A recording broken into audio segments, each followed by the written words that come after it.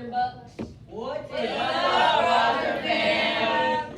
Okay, perfect. Okay, we've been talking about the individual elements on the periodic table.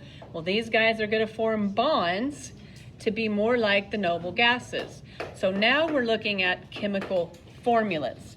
And so in those formulas, you're going to want to be able to tell how many elements make up a formula and how many atoms make up a formula. So let's title this page, How to Count Atoms.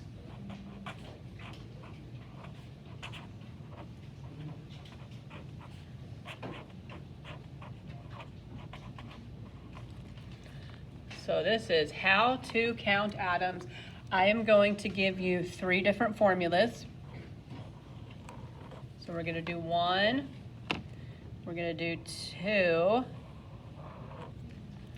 and then we are going to do 3. So this How to Count Atoms, I could say this is going to be the for beginners.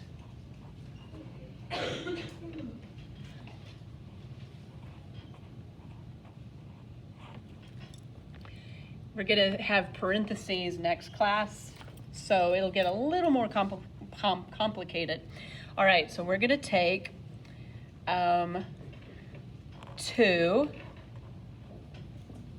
All right, 2 is going to indicate this is a molecule. Okay, so this is 2 molecules, and we're going to have a compound of C6, H12, excuse me, O6. And that's a compound called glucose, all right? And so we're going to take these 2 molecules. This right here is called a subscript. If you see a subscript after an element, then that tells you how many atoms of that element we have. So this is a subscript. And then you're going to be asked, okay, in a compound, it's not a molecule. Is it a molecule? Okay, in a compound of sugar. Y'all show me fingers. How many elements do you see? Different elements. Okay, nice. Okay, so let's list them. Y'all said 3, and you're right. Carbon, hydrogen, and oxygen. So there are 3 different elements that make up glucose. Now, you'll commonly be asked, well, how many in 2 molecules of glucose, how many atoms are there total? Or you might have a question that says, hey, in a molecule of glucose, do you have more oxygens than hydrogens or more hydrogens than oxygens? So you just really need to read the question carefully, but we have to know how to count the atoms first. So let's look at carbon. Okay. Carbon has a subscript of 6, so we know it has 6 atoms. That's in 1 molecule, but there are 2 molecules. So we want to apply this 2 to carbon, and we're going to multiply and say 12. All right? And then we move over to hydrogen. Now, in 1 molecule of glucose, we have 12 hydrogens, correct? All right, but we can't ignore this coefficient, sorry. So we take 12 times 2 because this coefficient applies to the H as well. So 12 times 2, isn't it 24? I had somebody ask me about negative. This right here is a dash, so I need to maybe not put that dash there. All right, now this 2 applies to oxygen. And how many are here? 6. And we're going to apply the 2. So So 6 times 2 equals 12. Now, if a test question said, how many total atoms are there? We would add them all up and we would pick that answer choice. All right, can I go on? You good? Okay, will you open that for me, please? Okay, next formula. We're gonna do 12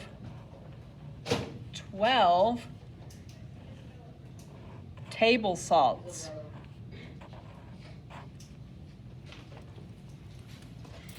All right, so we have 12 molecules of sodium chloride, which is table salt. All right, we have, show me fingers, how many different elements? Okay, nice. We have sodium and we have chlorine. All right, now you've learned in math that if you have X, you know that there's an understood 1 here, correct? Y'all don't write, okay. Well, for sodium, it goes the same with a subscript.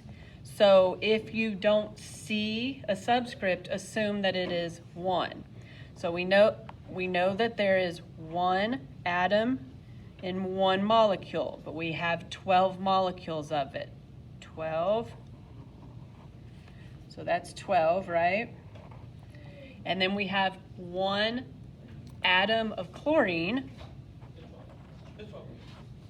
and that's 12, right?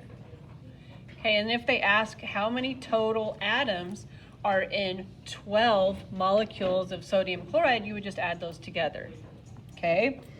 And then let's do